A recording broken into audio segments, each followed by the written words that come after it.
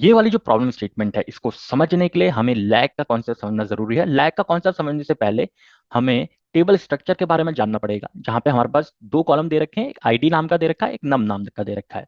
एक बार मैं आपको इसका जो एक्चुअल टेबल है इसके बारे में बता देता हूँ। देखिए, एक्चुअल टेबल के अंदर हमारी जो आईडी है 1 से लेके 7 तक की आईडी है, और इसके कॉरस्पॉन्डिंग हमें यहाँ पे नम दे रखे हैं, नंबर दे रखे हैं। ठीक, ये एक तरीके का लॉग्स को हमारे स्टोर कर रही है। अब इसमें हमें वो सारे के सारे नंबर एक्सट्रैक्ट करने हैं जो लगातार 3 बार आ रहे होंगे। जैसे यहाँ पे देखिएगा, ये 1 1 लगातार 3 बार आ रहे हैं, तो ये हमारा एक्सट्रैक्ट होगा, जो हमारे आंसर में भी आप आउटपुट में भी देख सकते हैं। लेकिन अगर आप देखें उसके बाद कोई भी नंबर लगातार नहीं आ रहा है, यहाँ पे देखिए ब्रेक आ जा रहा है, ठीक है, बीच में 1 आ जा रहा है, तो ये हमारा कंडीशंस को सेटिस्फाई नहीं कर रही हैं।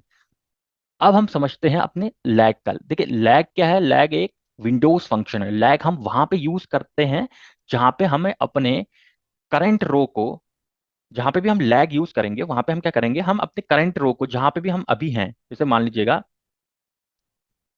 हम अभी यहाँ पे हैं, ठीक, और हम कंपेयर करना चाह रहे हैं अपने प्रीवियस रो के साथ, यानी कि यहां से कंपेयर करना चाह रहे हैं कि इन दोनों की वैल्यूज में कंपैरिजन करना चाह रहे हैं, तो वहां पे हम यूज करेंगे लैग का फंक्शन।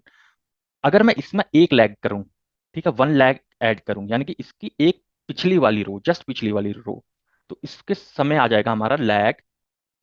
इसके अंदर मैं दूंगा किस रो के ऊपर लैग लगाना है, हमें हमें नम के ऊपर लैग लगाना है, और कितने का लैग लगाना है, 1 का लैग लगाना है, तो मुझे ये वाली एंटिटी मिल जाएगी। अब सेकंड वाले केस में यदि मैं यहाँ पे हूँ, यहाँ पे मैं फिर से लगाऊंगा लैग, किस वाले रो में लगाना है मेरे को, नम वाले में, नम वाले कॉलम में लगाना है, माफ कीजिएगा। नम वाले कॉलम से अब मुझे कंपेयर करना पड़ेगा ना, कि यार नम वाला ये 1 है, 1 के बाद 1 आया, ठीक है, तो 1 वाली कंडीशन मैंने सेटिस्फाई कर ली थी, और इसके पीछे की भी नम 1 वाली कंडीशन मैंने सेटिस्फाई इससे पहले वाले में कर ली थी। लेकिन हमारे ये और ये दोनों लैग भी हमारे इक्वल होने चाहिए, तो यहाँ पे कितने का लैग है, यहाँ पे 2 का लैग है, तो एक बार हम 1 का लैग लगाएंगे, एक बार हम 2 का लैग लगाएंगे। यदि ये दोनों कंडीशन हमारी सेटिस्फाई हो जाती हैं, तो हमारा जो आउटपुट होगा वो निकल जाएगा। इसके लिए हमें एक और चीज करनी पड़ेगी, हम अपने जितनी भी आईडीज होंगे ना, इसको ऑर्डर्ड कर देंगे। तो ऑर्डर्ड करना इस वजह से जरूरी होगा आईडीज को, क्योंकि हो सकता है ना ये रैंडमली स्कैटर्ड हो। तो आइए इसका एक कोड लिखते हैं। तो सबसे पहले मैं एक क्वेरी लिखता हूं जिसमें मैं केवल और केवल लैग को सिलेक्ट करूंगा। तो मैं करता हूं सिलेक्ट नम, जो मेरे को कॉलम चाहिए जिसके ऊपर मैं लैग सिलेक्ट करूंगा। अब इसमें लैग का सिंटैक्स देखिएगा, लैग के अंदर मैं नम वाले कॉलम को सिलेक्ट कर रहा हूँ, और पहली बार मैं पहला लैग सिलेक्ट कर रहा हूँ, ठीक, यानी कि जो भी नंबर होगा उसका पहले वाला पिछली वाली रो के को ये एक्सट्रैक्ट करेगा।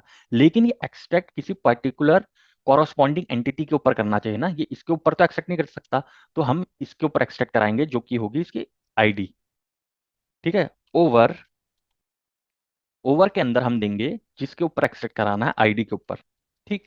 अब हो सकता है आईडी यहाँ पे तो हमें प्रॉपर सीक्वेंस में आईडी मिल रही है, लेकिन हो सकता है हमेशा सीक्वेंस में ना मिले, तो इस वजह से मैं लिखूंगा ऑर्डर बाय आईडी, और इसको एक एलियस फॉर्म दे देता हूं एज प्रीवियस 1, ठीक। और सेम चीज जब मैंने एक बार पहले एक पहले का निकाल दिया, अब मेरे को चाहिए कि लैग के अंदर 2 का गैप हो, तो मैं यहां से 2 का गैप का निकाल लेता हूं कि 2 के गैप में कैसा निकलेगा। अब मैं टेबल का नाम दे देता हूं फ्रॉम लॉग्स टेबल। इसको एक बार मैं आपको रन करके दिखाता हूं, ठीक। तो देखिएगा इसमें हमें टेबल के अंदर क्या क्या दे दिया है, कि जो ये टेबल है इसने पहले तो नम एज इट इज लिख दिया, फिर इसने जब प्रीवियस 1 निकाला तो इसका जो प्रीवियस 1 था, ठीक है, वो ये था, इसका जो प्रीवियस 1 है वो ये है, लेकिन इसके ऊपर कोई प्रीवियस नहीं है ना, देखिएगा प्रीवियस कुछ नहीं है, तो नल नल नल दे दिया। अब हमें वो वाली हमें रो सिलेक्ट करनी है जहां पे तीनों के तीनों 1 या फिर 2 आ रहे होंगे, आईडी नम तीनों में सेम आ रहा होगा, ठीक है। तो इस केवल 1 ही ऐसा है जिसमें तीनों के तीनों जो हमारे रो हैं वो सेम है, रो के अंदर जो डेटा है वो सेम है। उसके अलावा कोई भी ऐसा रो नहीं है जहाँ पे डेटा हमारा सेम होगा, तो यानी कि हमने लैग फाइंड कर दिया है। अब मुझे क्या करना है, अब केवल और केवल मुझे ये एक्सट्रैक्ट करना है ना, तो ये बहुत इजीली हो जाएगा।